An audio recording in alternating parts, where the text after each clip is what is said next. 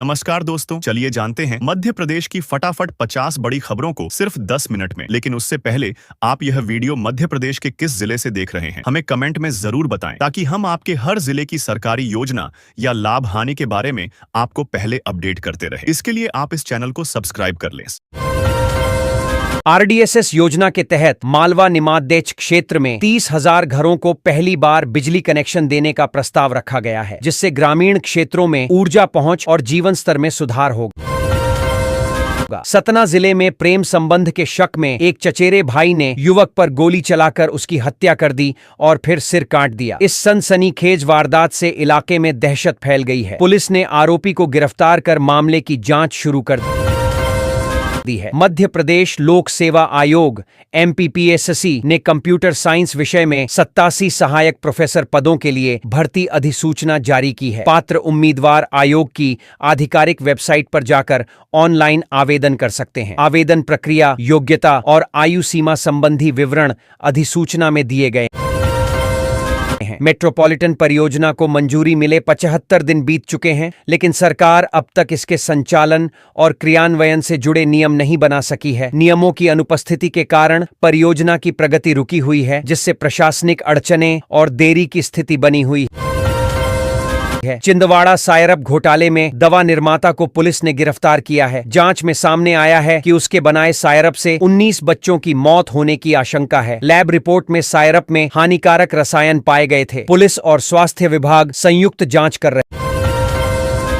MPFDA ने राज्य भर की 30 फार्मा कंपनियों की जांच शुरू की है। यह कार्रवाई गुणवत्ता मानकों और दवा निर्माण प्रक्रिया में अनियमितताओं की शिकायतों के बाद की जा रही है। जांच टीम उत्पादन इकाइयों, कच्चे माल और सैंपल की जांच कर रही है। रिपोर्ट के आधार पर सख्त कार्रवाई होगी। आरडीएसएस योजना के तहत मालवा निमाड़ क्षेत्र में 30,000 घरों को पहली बार बिजली कनेक्शन देने की योजना बनाई गई है। इस परियोजना से ग्रामीण और दूर दराज इलाकों में बिजली पहुंच बढ़ेगी, जिससे लोगों के जीवन स्तर, शिक्षा और रोजगार के अवसरों में उल्लेखनीय सुधार होने की उम्मीद है। भोपाल में डेंगू और चिकुनगुनिया के मामलों में बढ़ोतरी दर्ज की गई है। हाल ही में जांच में एक ही क्षेत्र से 4 डेंगू और 6 चिकुनगुनिया के मरीज मिले हैं। स्वास्थ्य विभाग ने प्रभावित इलाकों में फॉगिंग, सर्वे और जन जागरूकता अभियान शुरू कर स्थिति नियंत्रण के प्रयास तेज कर दिए हैं।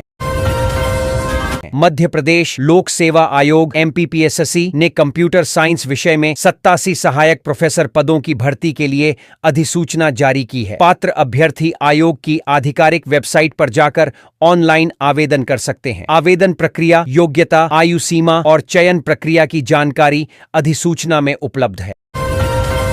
सतना जिले में एक चचेरे भाई ने प्रेम संबंध के शक में युवक की गोली मारकर हत्या कर दी और बाद में उसका सिर काट दिया। इस दिल दहला देने वाली घटना से इलाके में सनसनी फैल गई है। पुलिस ने आरोपी को गिरफ्तार कर हत्या और अन्य धाराओं में मामला दर्ज किया है। मध्य प्रदेश सरकार को मेट्रोपॉलिटन परियोजना को मंजूरी मिले 75 दिन बीत चुके हैं, लेकिन अब तक इसके संचालन और क्रियान्वयन से जुड़े नियम तैयार नहीं किए गए हैं। नियमों के अभाव में परियोजना की शुरुआत में देरी हो रही है, जिससे विकास कार्य प्रभावित हो रहे हैं।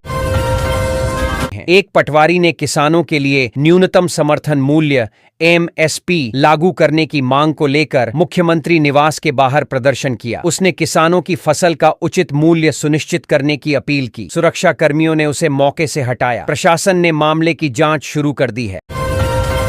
छिंदवाड़ा में 19 बच्चों की मौत से जुड़े कोफ सिरप मामले में पुलिस ने दवा कंपनी के मालिक को गिरफ्तार किया है। जांच में सायरप में जहरीले रसायन की मौजूदगी की पुष्टि हुई थी। स्वास्थ्य विभाग और पुलिस संयुक्त रूप से इस गंभीर मामले की विस्तृत जांच कर रहे हैं। राज्य में खाद्य मिलावट की जांच के दौरान खुलासा हुआ कि लिए गए हर 30 नमूनों में से एक नमूना निर्धारित गुणवत्ता स्तर से नीचे पाया गया। खाद्य विभाग ने ऐसे उत्पादों पर कार्रवाई शुरू की है और मिलावटखोरों के खिलाफ कानूनी कार्रवाई की तैयारी की जा रही है। राज्य सरकार ने प्रयोगशालाओं के उन्नयन के लिए केंद्र सरकार से 200 करोड़ रुपए की मांग की है। इस राशि का उपयोग जांच उपकरणों के आधुनिकीकरण, नई तकनीक लाने और परीक्षण क्षमता बढ़ाने में किया जाएगा। प्रस्ताव केंद्र को भेजा गया है, जिस पर शीघ्र निर्णय की उम्मीद है। राजवीर राहवीर योजना के तहत यदि कोई व्यक्ति सड़क दुर्घटना के पीड़ित को समय पर अस्पताल पहुंचाने में मदद करता है तो उसे 25,000 रुपए का इनाम दिया जाएगा। इस योजना का उद्देश्य गुड समय रिटर्न को प्रोत्साहित करना और सड़क दुर्घटनाओं में त्वरित सहायता सुनिश्चित करना है।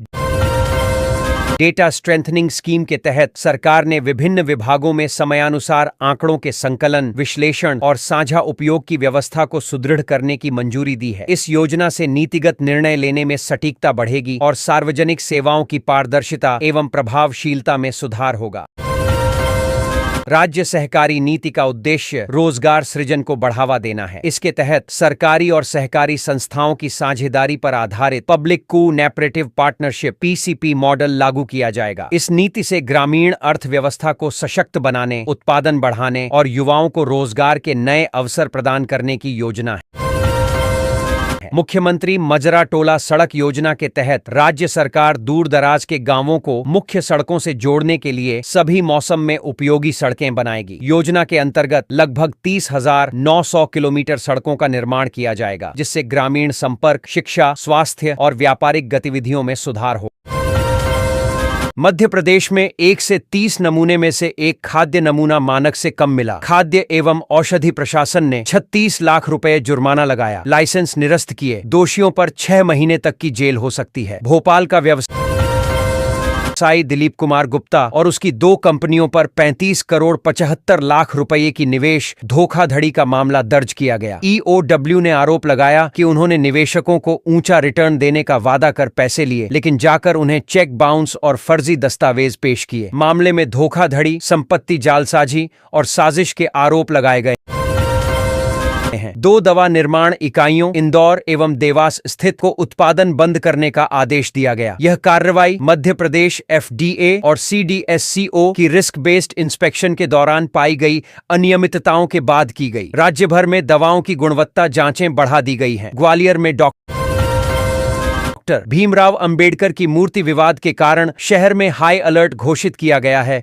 लगभग 3,000 पुलिस जवान तैनात किए गए हैं और 50 से अधिक जगहों पर नाकेबंदी की गई है। सभी स्कूल बंद कर दिए गए हैं ताकि हिंसा की आशंका को रोका जा सके। सिवनी जिले में DSP CSP पूजा पांडे पर 50-50 की डील करने का इल्जाम लगा है। आरोप है कि हवाला ले जाने वाली राशि 2 करोड़ 96 लाख रुपए में से 1 करोड़ 48 लाख रुपए पुलिस ने रख ली, लेकिन गिनती में 25 लाख रुपए कम निकले। इस मामले में 11 पुलिसकर्मियों के खिलाफ FIR दर्ज की गई है और गिरफ्तारी भी हुई है। MPFDA ने लगभग 30 फार्मा कंपनियों को सख्त निगरानी में रखा है। ये कार्रवाई उन रिपोर्टों के बाद की गई जिसमें टॉक्सिक कफ सिरप पीने से बच्चों की मौत हुई थी। इन कंपनियों के ऑरल लिक्विड सिरप सस्पेंशन उत्पादों की सुरक्षा मानकों, परीक्षण और निर्माण प्रक्रिया की जांच की जाए।